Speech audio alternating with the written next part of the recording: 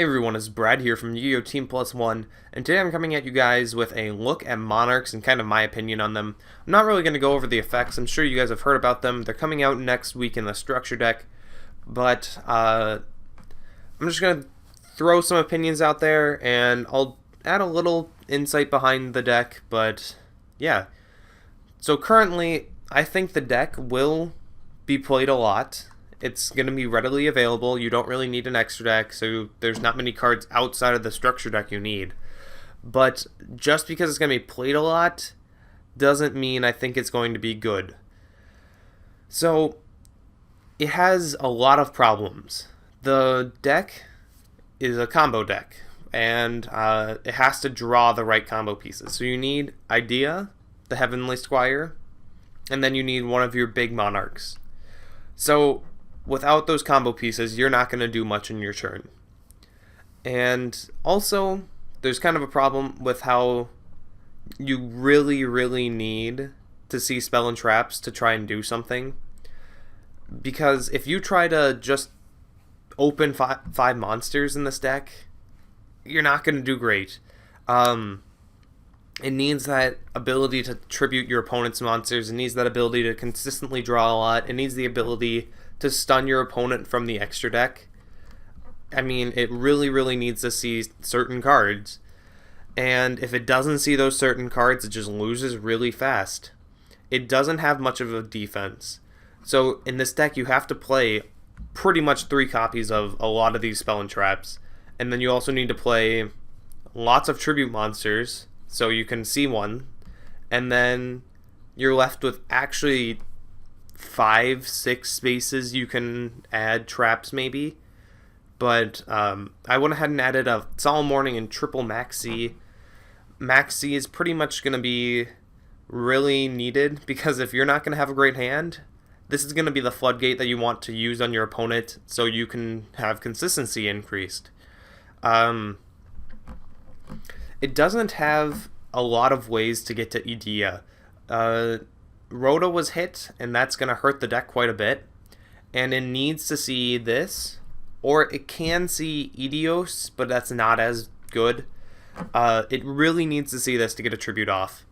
So if we have to see this certain card, and we have to see a tribute summonable monster, you actually have a lot of room to brick in this deck. So another thing is, I really don't think the plays in this deck are that strong. You get out one 2800 monster per turn that shuffles in an opponent's card, non-targeting, which is a really good effect, I'm not going to lie. But if you look at Pepe, they're able to make like 2 Ignisters that do the exact same thing in a single turn. And it doesn't require as many combo pieces. It has a lot of cards that can do that. And honestly, that's pretty intimidating when you think about it, when they can do twice as good and with a monster that's bigger and easier to get out. So I don't know. This deck, it's going to be able to stun Pepe. It's definitely going to have chances to just summon a Vanity Fiend or flip over Anti-Spell and just win. But it's not going to do amazing in tournament play, I don't think. Yes, we're going to see quite a bit of it. Like I said, it's a structure deck, really easy to get to. So just because it's going to be played a lot, I don't think it's going to top even though there's like a ton of entries for it. It might top a few times, but this is going to be like, I don't even know what deck to compare it to. It's just not going to be great. Another thing is, there's the problem with the Fiends. I put them in the side deck to show you. Majesty's Fiend and Vanity Fiend, there's a big problem with them. They aren't the stats needed to use Tenacity. Well, Vanity's Fiend isn't, sorry. So Vanity's Fiend is going to like brick you if you have Tenacity and just that tribute monster. And it's a really big problem. I opened that so many times when I tried maining Vanity's Fiend, and it eventually made me cut it.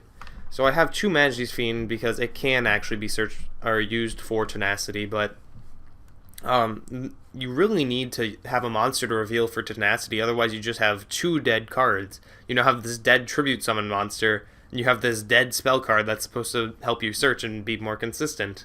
So it's kind of like an oxymoron that adding this consistency spell makes you a little bit more inconsistent.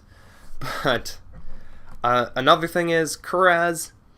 This card, if you try to summon it and like, it's really just to try to maintain advantage. Because you pop your own cards to draw 2, you pop your opponent's cards and they draw 2, which I highly recommend you don't. But then you can't even attack that turn. So it's not going to apply pressure. And the cards you're going to be drawing into, what are they going to do if you don't have room to run that many traps? You don't have a lot of room for traps in this deck. You don't have a lot of room for hand traps. But another thing, this deck loses to Valor like instantly. If you Valor their Yugiohs, they are done for the turn, and you have to go off and just kill them pretty much that turn. Ghost Ogre does similar stuff. So this is going to be a card that's already being mained in a lot of decks and sided in others against Pepe. And if this card can be sided against both of these decks, it's going to be really good. Jinzo is another card that's going to be good in this deck. Again, it doesn't work well with Tenacity, but it's going to be needed in some situations because there's a lot of traps out right now. If you play a Satellar player, you're going to be getting hit by a lot of traps. So I put Darkhole and Rogeki in this side deck because we have a card called Fog King. So Fog King pretty much shuts down this deck. You can tribute one monster or no monsters to tribute this, or you can tribute the regular Chu because it is level 7. The attack of this card becomes the attack of the original attacks tributed of the tributed monsters, sorry. And then it says cards cannot be tributed. So if you can't tribute summon and you don't have something that would get over this, like if they make it with more than 1,000 attack, or like even 900 attack, it's going to be hard for you to get over. So you need to have access to removal for that. And then I also put in the Twin Twisters, just because we have Mask of Restrict. There we go. So Mask of Restrict is another thing that's going to shut down this deck. You actually can't deal with it without spell and trap removal. So you have to have something for that. And so those two floodgates, because they're removed by different things, just like Anti-Spell and Naturia Beast, it's going to cause a lot of problems for the deck again.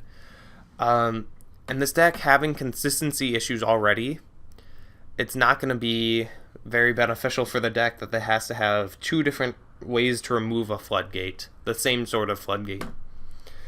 Now, the other thing I kind of want to talk about is like the paradox that this deck creates. So Pantheism is really good. Discard a spell or trap, draw 2, then it searches for another spell or trap pretty much. You reveal 3, your opponent takes or picks 1 to add to your hand. Now, you would think that adds all the consistency this deck needs, but really what this deck needs is not spell and trap search. It really needs a way to get to Edea, the Vassals or whatever. I don't know what they changed their name to. But it really needs a way to get to that if you don't have it, or a way to get to Erebus, either of your Mega Monarchs. I mean, you really, really need those combo pieces, and drawing doesn't always get you those. Because, we have 8, 10 tribute monsters only? I really think we should bump it up, but if we do, you're just going to brick a lot more. There's not really a good balance currently that I know of tribute monsters, because if you run too many, you're going to open like 4, and then you lose. And if you run too few, you don't see one, and then you're not able to use like half of your search spells. So there's a lot of paradoxes that the ratios in this deck create. I do think it has an okay Pepe matchup, as I kind of mentioned. Vandy's Fiend is really good, but also Anti-Spell, you can run it. It's not recommended because you do run like 15, 16 spells, but you can run it if it's needed. So tell me what you guys think about this deck. I really don't know where I would put it on a tier list. It doesn't seem great in theory, but I've seen it work. I don't think I've ever actually lost to a Monarch player, though. The cards seem really scary, that they can just non-target shuffle a card from your hand, deck, or hand, field, or grave into the deck. and that they can use like Aether and summon on your opponent's turn, and it seems really good in theory, but I don't know, it doesn't look like it's going to work out to me. So write a comment. If you're new to this channel, please subscribe and check out some of my other content, and I will see you guys later.